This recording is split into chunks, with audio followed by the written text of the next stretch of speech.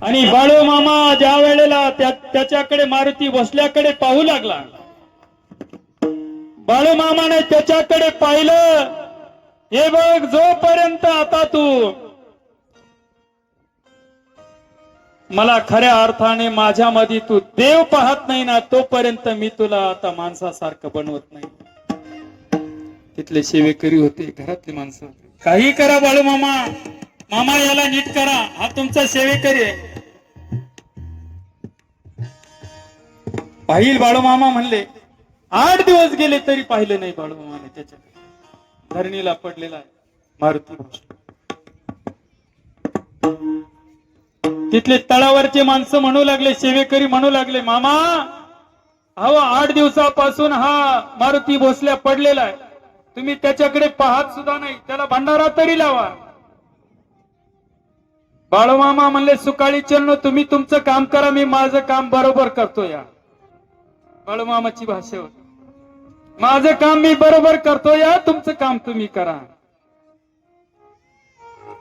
तिथले लोक म्हणले, मामा अहो सेवेकरी आहे तुमचा, मला माहिती आहे सेवेकरी आहे, पण तो त्याचा घरदार सोडून माझ्याकडे आलाच नाही, तिथूनच भक्ती करायची. आणि म्हणून भक्ती जर करायची असेल तर आपल्या पायाने देवाकडे गेलं पाहिजे, संताकडे गेलं पाहिजे. घरी बसून भक्ती होत नाही. मनामध्ये कितीही देवाबद्दल संताबद्दल भाव जरी असला तरी त्या संताकडे एकदा तरी गेलं पाहिजे. ते संत नेमके करतात काय?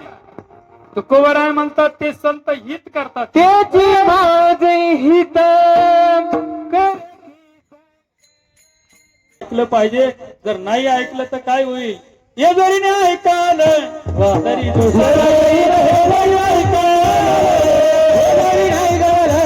तरी दुसरा येईल, जरी नाही गेलं सरत सोबती बा बांधून येईल, सरत सोबती बा, सरत सोबती बा तळ बांधून येईल, सरत सोबती बा.